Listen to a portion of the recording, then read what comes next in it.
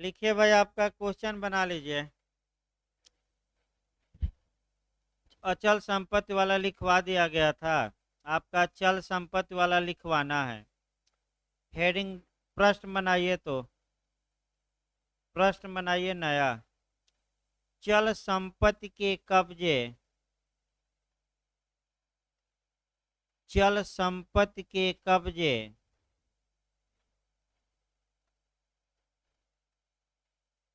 चल संपत्ति के कब्जे की पुनः प्राप्ति,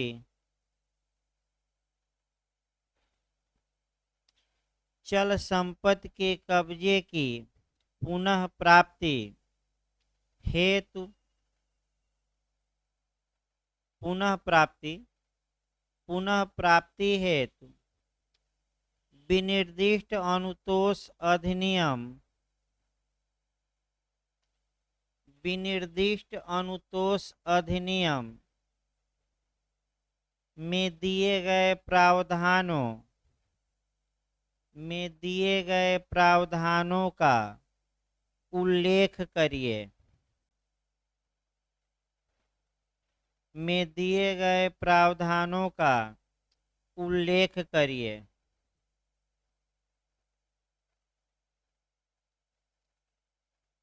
उत्तर लिखिए इसका।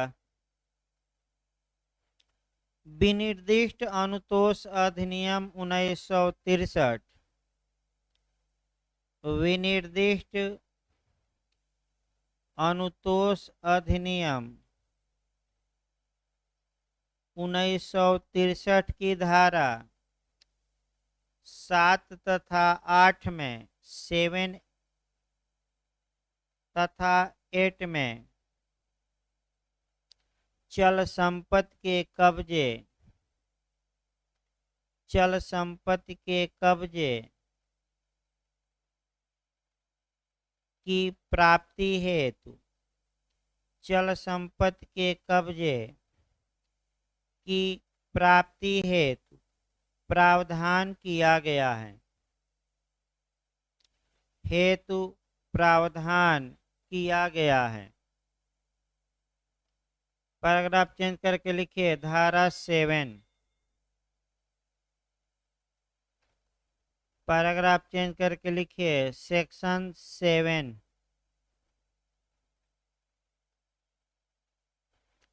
हेडिंग डालिए विशिष्ट चल संपत्ति के आधिपत्य की पुनः प्राप्ति, विशिष्ट चल संपत्ति के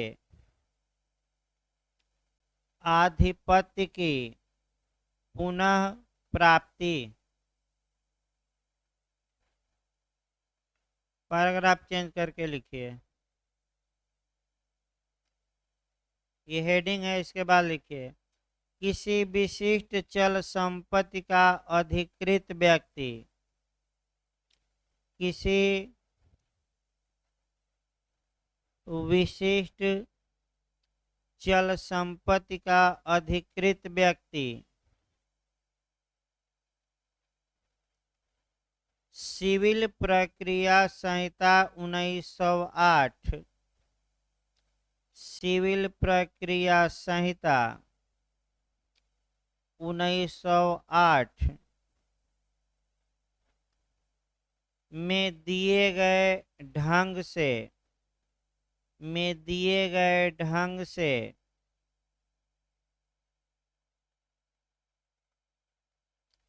उसे पुनः प्राप्त कर सकेगा, उसे पुनः प्राप्त कर सकेगा।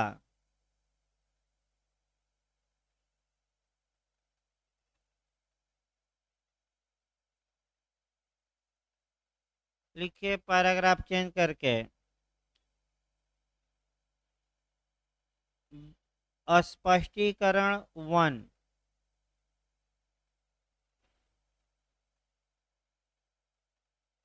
स्पष्टीकरण 1 में लिखेगा कोई न्यासधारी,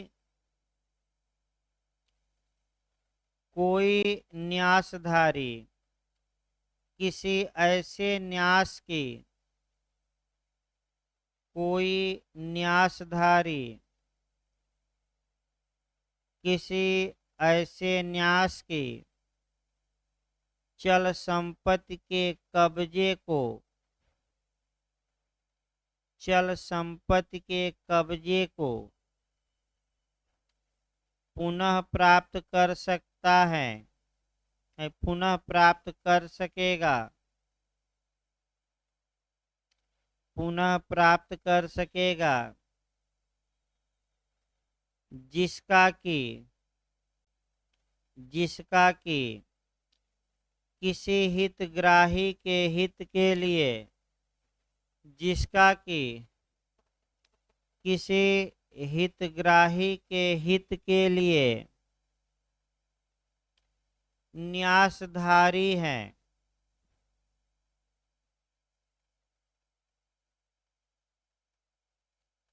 न्यासधारी है।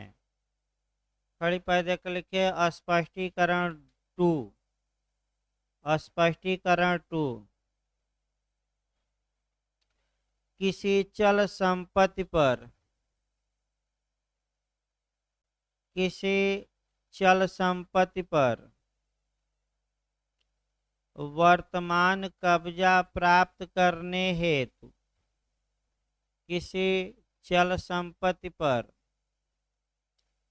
वर्तमान कब्जा प्राप्त करने हेतु कोई विशिष्ट या साधारण अधिकार, कोई विशिष्ट या साधारण अधिकार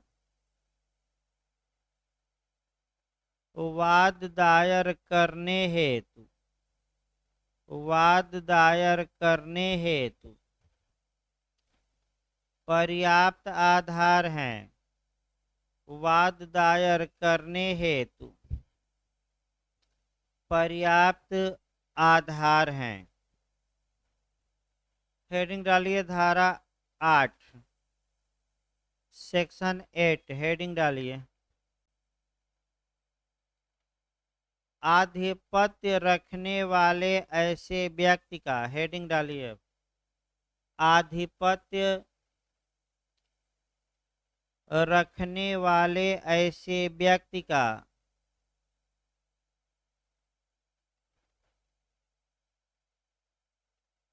जो आधिपत्य रखने वाले ऐसे व्यक्ति का जो, इसके बाद कामा दीजिएगा, स्वामी नहीं है, स्वामी नहीं है, फिर कामा दीजिए, अविलंब कब्जा प्राप्त करने के लिए, अविलंब कब्जा प्राप्त करने के लिए अधिकृत व्यक्ति को, अधिकृत व्यक्ति को आधिपत्य पद परिधान करने का दायित्व, अधिकृत व्यक्ति को आधिपत्य परिधान करने का दायित्व। हेडिंग बहुत लंबा है, पैराग्राफ चेंज करके लिखिए।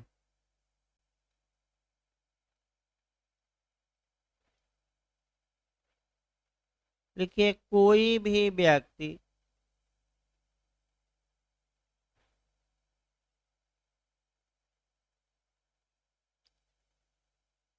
कोई भी व्यक्ति जिसका चल संपत्ति की किसी विशिष्ट वस्तु पर,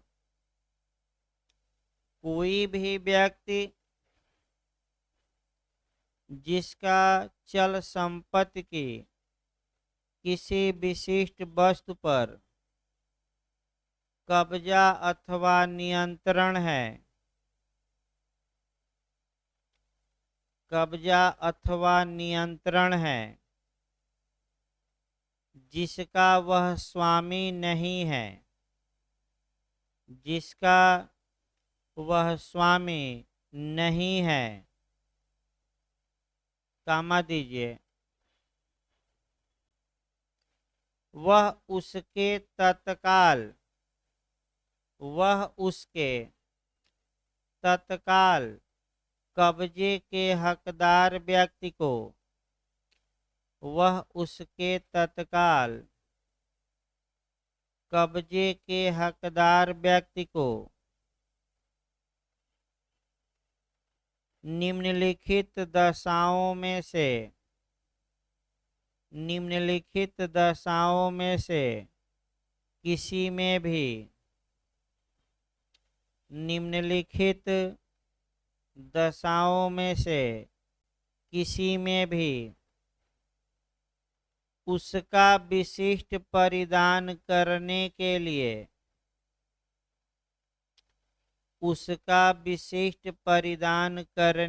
लिए विवश किया जा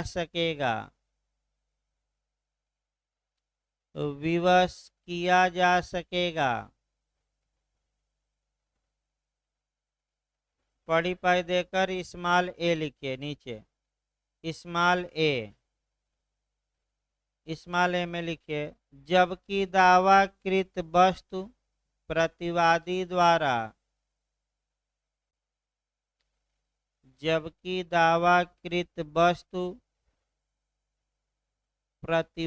द्वारा वादी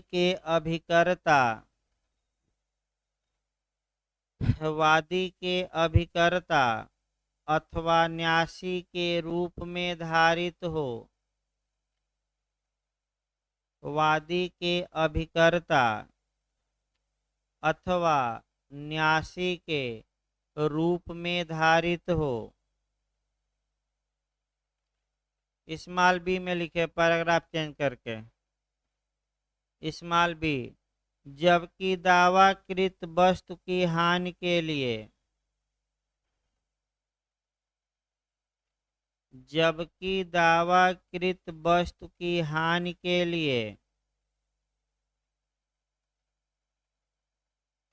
धन के रूप में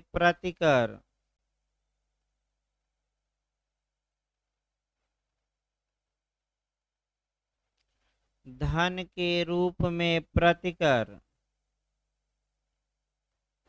वादी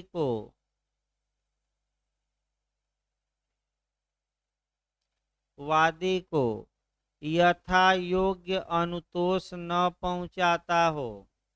वादी को यथा योग्य अनुतोष न पहुंचाता हो।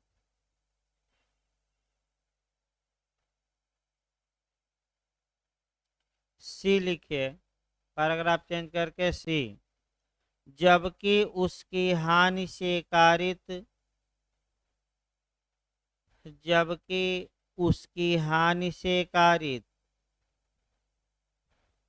वास्तविक नुकसान का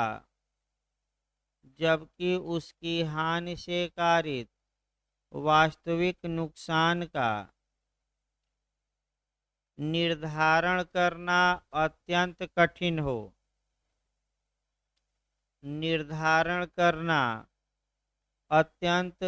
कठिन हो।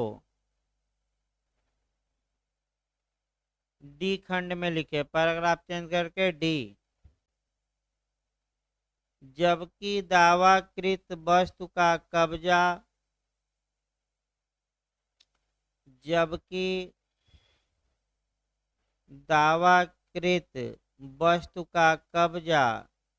वादी के पास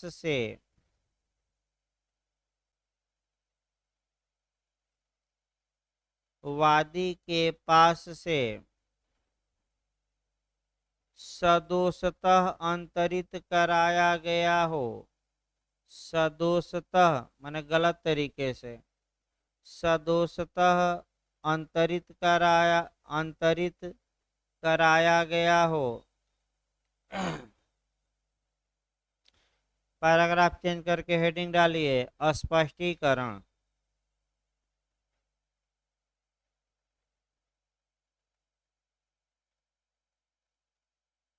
लिखिए उपर्युक्त खंड बी तथा सी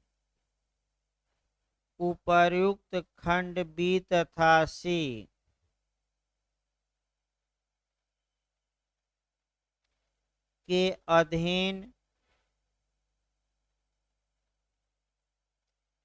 दावाकृत चल संपत्ति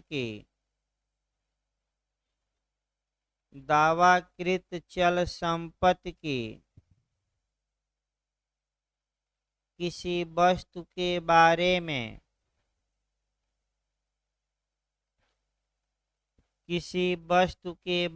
में न्यायालय यह उपधारणा करेगा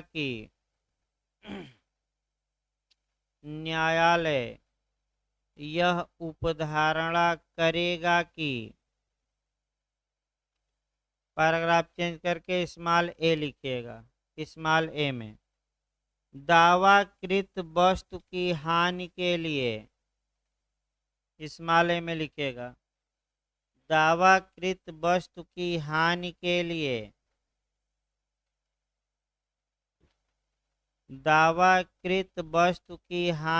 लिए धन के रूप में प्रतिकर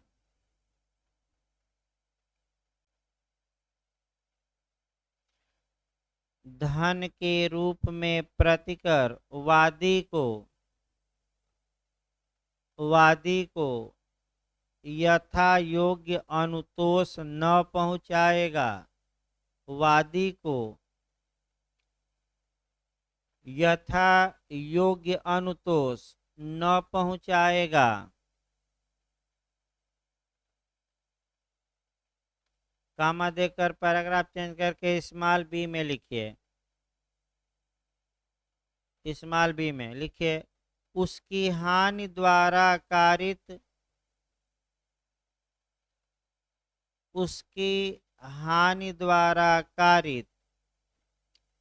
वास्तविक नुकसान का निर्धारण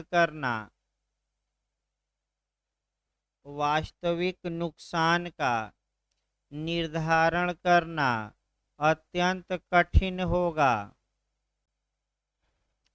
अत्यंत कठिन होगा। इस प्रकार ये क्वेश्चन भी आपका समाप्त हो गया। भाई इससे अधिक लिखना संभव नहीं है कंपटीशन में। आपका वहीं टिप्पणी में छोटे छोटे क्वेश्चन आते हैं तो 2 से 2.5 पेज पर्याप्त हैं। तो 2 पेज हो गया, व्याख्या इसमें नहीं दी जाएगी। तो अगला क्वेश्चन कल लिखवाया जाएगा आपका। वहीं संविदा का विशिष्ट पालन कब कराया जाएगा, कब नहीं कराया जाएगा। तो 2 क्वेश्चन आपके अगले हैं। उसके बाद 1-2 बीच से पुछल्ले बन जा रहे हैं आपका, वो भी लिखवा देंगे। माना एक 1.5 पेज का है। तो अभी आपका ज्योग्राफी चलेगा 8-10 मिनट बाद। तो जिसको भाई जीएस पढ़ना है, अपना 10 मिनट बाद चलेगी ज्योग्राफी की क्लास।